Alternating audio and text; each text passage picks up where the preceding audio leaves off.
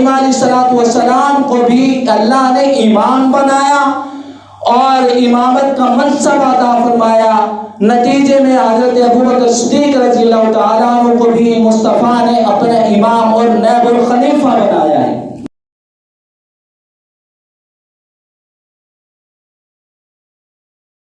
ونستعينه ونستغفره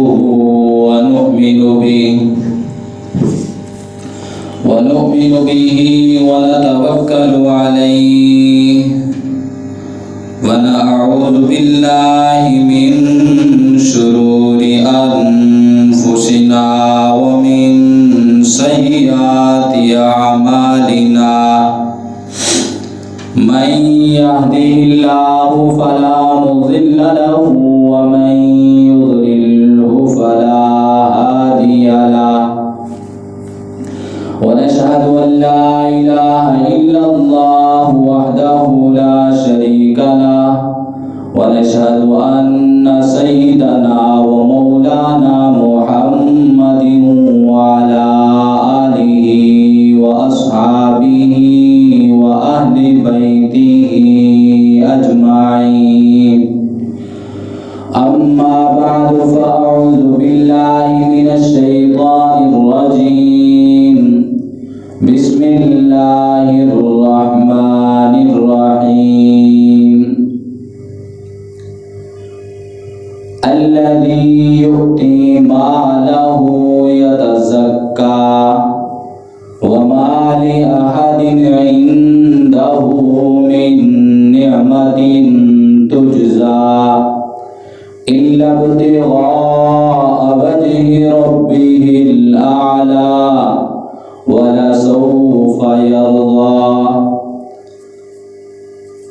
صدق الله العظيم وصدق رسوله النبي الكريم ونحن على ذلك من الشاهدين والشاكرين والحمد لله رب العالمين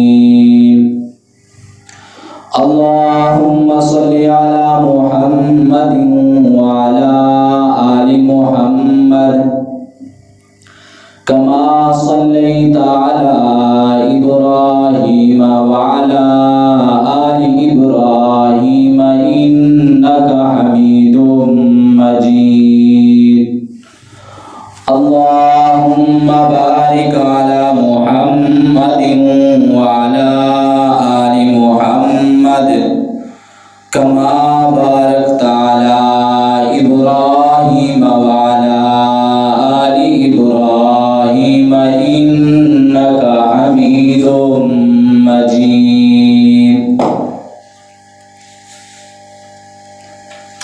اللہ نے زینت بخشی ہے افلاک کو روشن تاروں سے، اللہ نے زینت بخشی ہے افلاک کو روشن تاروں سے،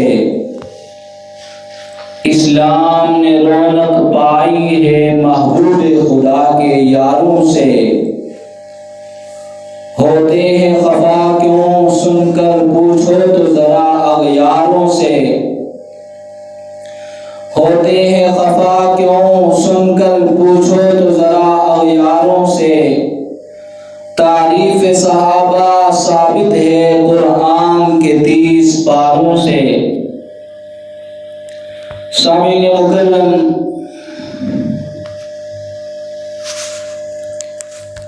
نبی کریم صلی اللہ علیہ وسلم کے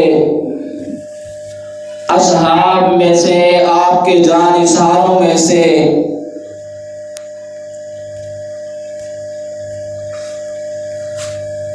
سب سے اعلیٰ اور مقام اور رتبہ پانے والے صحابی رسول جنہیں خلیفہ بلا فصل کہا جاتا ہے، نبی کریم صلی اللہ علیہ وسلم کے بعد، آپ کی دنیا سے رخصت ہو جانے کے بعد، آپ کی نیابت،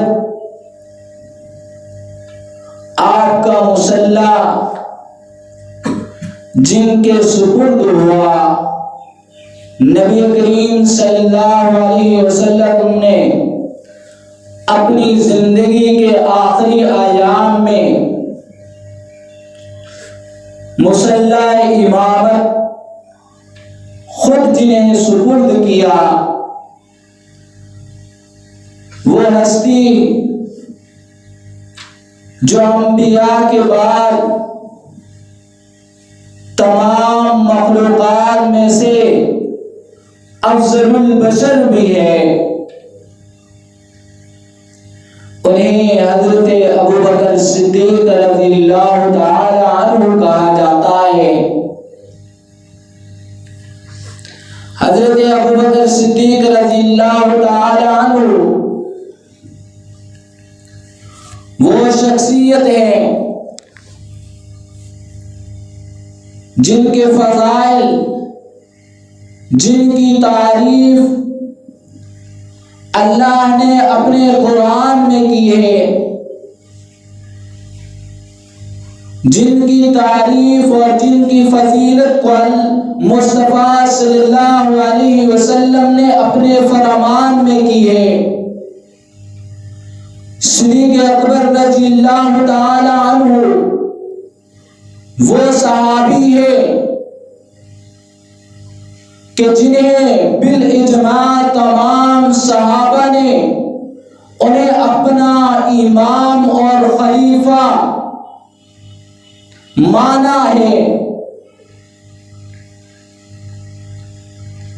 اور صدیق اکبر رضی اللہ تعالی عنہ وہ صحابی ہے۔ علماء فرماتے ہیں کہ جو فطری طور پر اللہ نے انہیں پیدا ہی مسلمان کیا،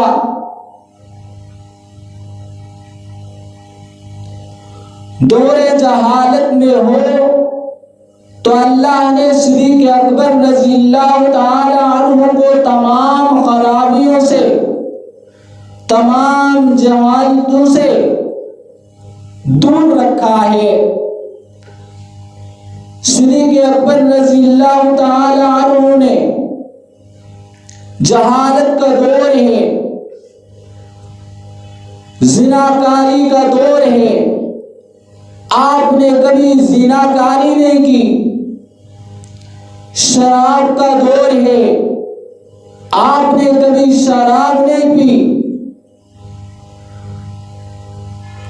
اللہ نے صدیق اکبر رضی اللہ تعالی عنہ کو محفوظ رکھا ہے،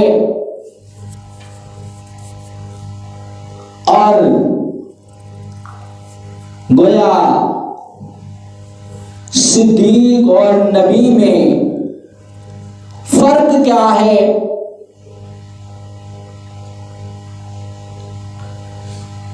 صدیق اکبر رضی اللہ تعالی عنہ کی زندگی میں آپ کے اندر اتنے کمالات موجود ہیں، وہ صفات، وہ اخلاق، وہ چیزیں موجود ہیں جو نبی کے اندر ہوتی ہے۔ علماء فرماتے ہیں صدیق اور نبی میں فرق یہ ہے کہ صدیق اکبر میں جو نبی کے اندر صفات ہوتی ہیں، صدیق اکبر میں وہی صفات، وہی چیزیں موجود ہیں۔ فرق اتنا ہے کہ نبی کے منصب پر، نبی کے سر پر اللہ نبوت کا تاج سجاتے ہیں، تاج رکھتے ہیں۔ صدیق پر اللہ نے نبوت کا تاج نہیں رکھا، باقی ساری صفات موجود ہیں۔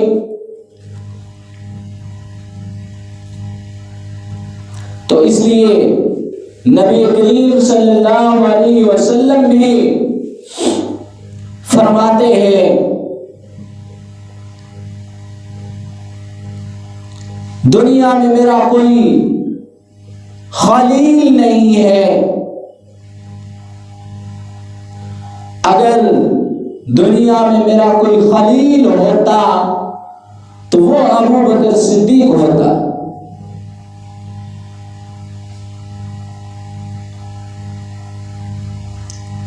حضرت ابراہیم علیہ السلام کے متعلق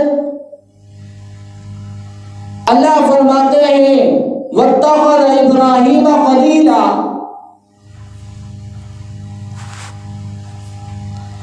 کہ وہ اللہ کے خلیل ہیں۔ نبی کریم صلی اللہ علیہ وسلم فرماتے ہیں کہ میرے دنیا میں خلیل ہوتا تو وہ صدیق اکبر ہوتے۔ گویا بتلانا یہ کہتے ہیں، چاہتے ہیں کہ نبی کی زندگی میں دنیا کی مخلوقات میں سے کسی کی محبت دل میں نہیں ہوتی، کسی مخلوقات میں سے کسی کے ساتھ ایسا تعلق ہو کہ جو خلیل کے درمیان ہوتا ہے، ایسا تعلق میرا مخلوقات میں سے کسی کے ساتھ نہیں ہے۔ میرے دل میں تو اللہ کی محبت ہے، میرے دل میں اللہ کی جگہ ہے۔ اگر بالفرض مخلوقات میں سے میرے دل میں کسی کی جگہ ہوتی، کوئی میرا خلیل ہوتا، تو وہ صدیق اکبر رضی اللہ تعالی عنہ کی ذات ہوتی۔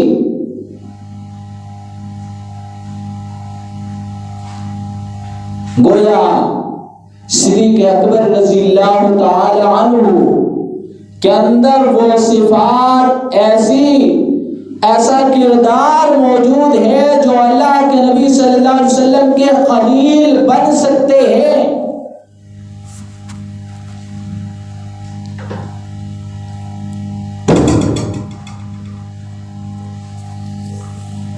اور ابراہیم علیہ السلام خلیل اللہ ہے، اللہ کے خلیل ہیں، اور گویا صدیق اکبر رضی اللہ تعالی عنہ مصطفیٰ کے خلیل ہیں۔ اب دونوں کی مماثلت اور جوڑ ہے۔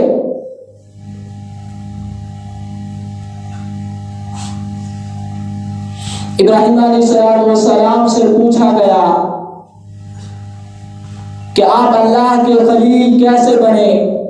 ابراہیم علیہ السلام نے جواب میں فرمایا کہ اللہ نے مجھ سے امتحانات لیے، اللہ نے مجھ سے اپنی جان مانگی تو میں نے اپنی جان پیش کر دی، آگ میں کود گیا۔ صدیق اکبر رضی اللہ تعالی عنہ سے بھی انہوں نے بھی یہی کیا کہ مصطفیٰ کے لیے سب امتحان دے دیے، سب کچھ قربان کر دیا۔ جس طرح ابراہیم علیہ السلام نے اپنی جان آگ کے حوالے کر دی، اسی طرح مصطفیٰ کے خلیل صدیق اکبر رضی اللہ تعالی عنہ نے بھی اپنی جان مصطفیٰ پر پیش کر دی، اور غار میں ٹھہر گئے۔ ہجرت والے سفر میں آپ لے کر جا رہے، پہاڑیوں کا سفر آیا تو صدیق اکبر نبی کریم صلی اللہ علیہ وسلم کو اپنے کندھوں پر اٹھا کر لے جا رہے۔ غار میں پہنچے اور وہاں غار کی صفائی کی، اور نبی کریم صلی اللہ علیہ وسلم کو بلایا. تفصیلی واقعات بہت ہیں یہاں پر اس سفر میں. بہرحال سانپ نے صدیق اکبر رضی اللہ تعالی عنہ کو ڈسنا شروع کیا تو صدیق اکبر رضی اللہ تعالی عنہ نے اپنی جان کو خطرے میں ڈال کر نبی کریم صلی اللہ علیہ وسلم کی حفاظت کی، یہاں تک کہ اپنی جان کی پرواہ نہیں ہے. نبی کریم صلی اللہ علیہ وسلم کے آرام کی خواہش ہے، فکر ہے کہ آپ کے آرام میں خلل نہ آئے. تو صدیق اکبر رضی اللہ تعالی عنہ نے جان کا نذرانہ بھی پیش کیا. جس طرح اللہ کے خلیل ابراہیم علیہ السلام نے اللہ نے وطن چھوڑنے کی قربانی مانگی، ابراہیم خلیل اللہ نے قربانی دی اور ہجرت کر دی، بیوی بچوں کو چھوڑ کر آ گئے. اسی طرح صدیق اکبر رضی اللہ تعالی عنہ نے بھی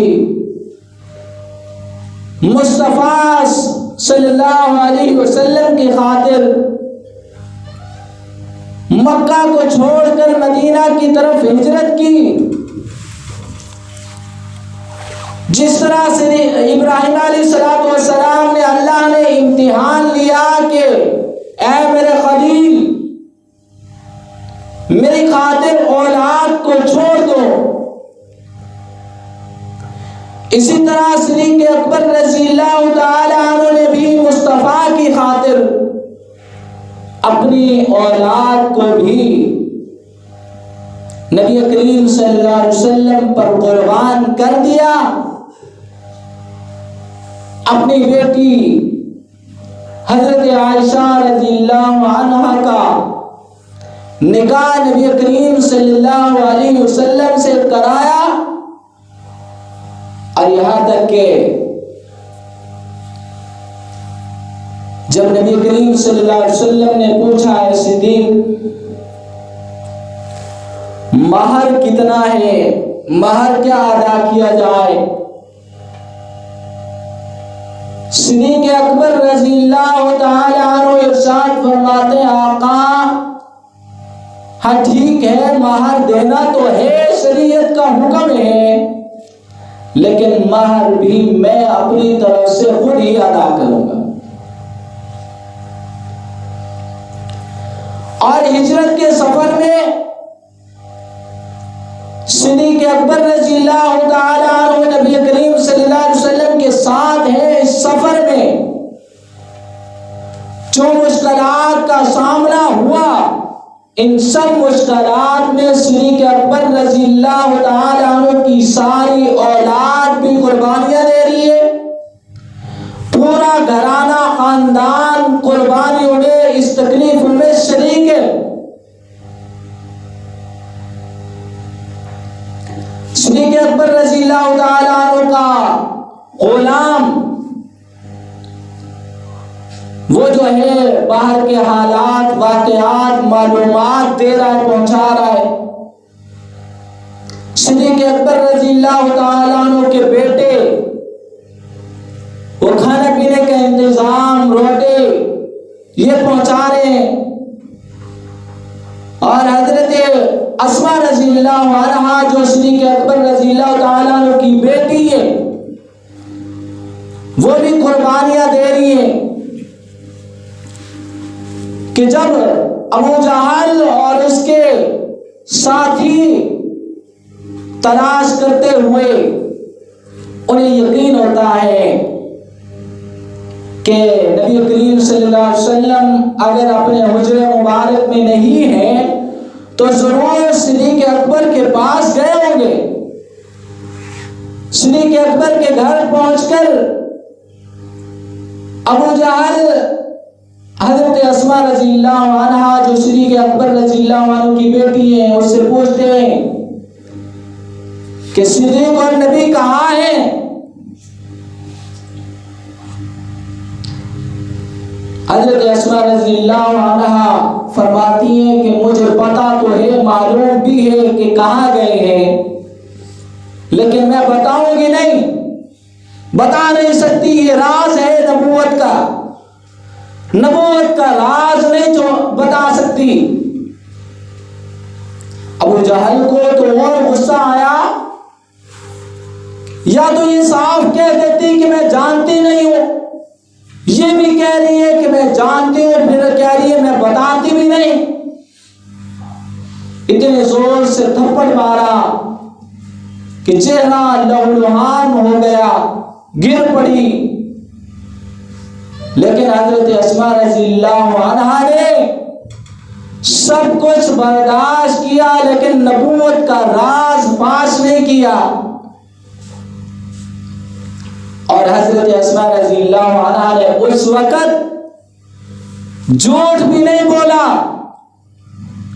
اگر یہ کہہ دیتی کہ مجھے معلوم نہیں، پتا نہیں، تو یہ جھوٹ ہو جاتا، تو آج لوگوں کو، اسلام کے دشمن کو یہ کہنے کا موقع مل جاتا کہ صدیق اکبر کی بیٹی نے جھوٹ بولا تھا۔ یہ سچوں کا خاندان ہے، صدیق کا خاندان ہے، جو خود بھی سچے ہیں، خاندان بھی سچا ہے۔ اس لیے تمام مشقتیں برداشت کی، لیکن نبوت کا راز نہیں بتایا۔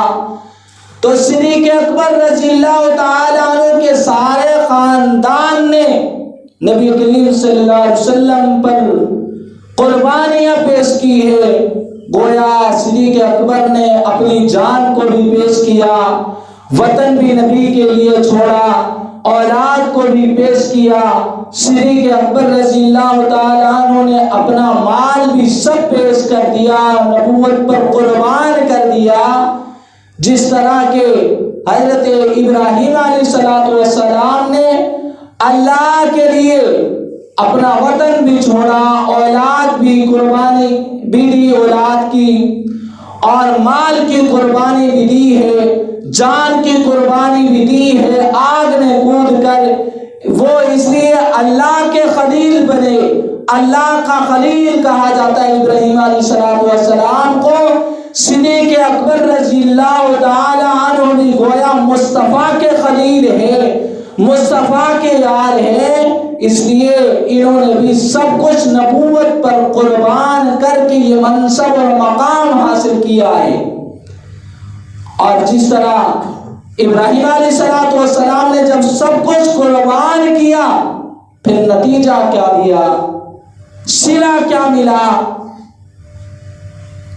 اللہ نے قرآن پاک میں اللہ فرماتے ہیں کہ ہم نے پھر انہیں امامت عطا فرمائی، نتیجہ قربانیوں کا یہ ملا کہ وہ امام بنے۔ صدیق اکبر رضی اللہ تعالیٰ عنہ نے بھی نبوت پر سب کچھ قربان کیا، تو نتیجہ یہ ملا، نبی فرماتے ہیں مرو ابا بکر فلیصلی بالناس۔ نبی اپنی زندگی میں آخری ایام میں فرماتے ہیں ابو بکر رضی اللہ عنہ کو فرماؤ کہ میری جگہ لوگوں کو نماز پڑھائیں۔ نبی بھی اپنے یار، اپنے خلیل کو امام بنا کر جا رہے ہیں، اپنا منصب، اپنا عہدہ سپرد کر کر جا رہے ہیں۔ اس میں بہت ساری تفصیل بھی ہے۔ حضرت عائشہ رضی اللہ عنہا سے نبی کریم صلی اللہ علیہ وسلم نے فرمایا کہ عائشہ صحابہ سے عرض کرو، لوگوں کو کہو کہ ابو بکر رضی اللہ عنہ کو اپنا امام بنائے اور وہ نماز پڑھائے۔ حضرت عائشہ رضی اللہ عنہا عرض کرتی یا رسول اللہ، میرے باپ ابو بکر تو کمزور دل ہے، نرم دل ہے، آپ کا مصلی، وہ آپ کا مصلی خالی دیکھ کر اپنے آپ کو وہاں ٹھہرا نہیں سکیں گے، وہ برداشت نہیں کر سکیں گے۔ حضرت عمر رضی اللہ تعالیٰ عنہ مضبوط انسان ہے، آپ انہیں حکم دے دیں وہ نماز پڑھا دیں۔ آپ نے وہی ارشاد فرمایا پھر مرو ابا بکر فلیصلی بالناس، ابو بکر کو کہو کہ میرے مصلی پر آ کر نماز پڑھائے۔ جب بار بار حضرت عائشہ رضی اللہ عنہ نے یہی عرض کیا، گزارشات کی، تو نبی کریم صلی اللہ علیہ وسلم غصے ہو گئے۔ غصے میں آ کر فرمایا کہ ایسا میں یہ کیا کہوں، ابو بکر کو کہو، آپ اور باتیں کرتی ہیں۔ تو پھر بالآخر حضرت ابو بکر صدیق رضی اللہ تعالی عنہ نے نبوت کے منصب پر آ کر مصلی پہ آ کر لوگوں کو نماز پڑھانا شروع کی۔ تو مطلب یہ ہے کہ ایک اللہ کے خلیل ہے ابراہیم علیہ السلام، وہ خلیل اللہ اپنے اللہ کے خلیل بنے تو انہوں نے سب کچھ اللہ کے لیے برداشت کیا، سب کچھ قربان کی۔ اور حضرت ابو بکر صدیق رضی اللہ عنہ مصطفیٰ کے خلیل بنے، انہوں نے بھی سب کچھ مصطفیٰ پر قربان کیا۔ پھر نتیجے میں ابراہیم علیہ السلام کو بھی اللہ نے امام بنایا اور امامت کا منصب عطا فرمایا۔ نتیجے میں حضرت ابو بکر صدیق رضی اللہ تعالیٰ عنہ کو بھی مصطفیٰ نے اپنے امام اور نائب الخلیفہ بنایا ہے۔ اللہ تعالیٰ سے دعا ہے اللہ تعالیٰ ہمیں تمام صحابہ کرام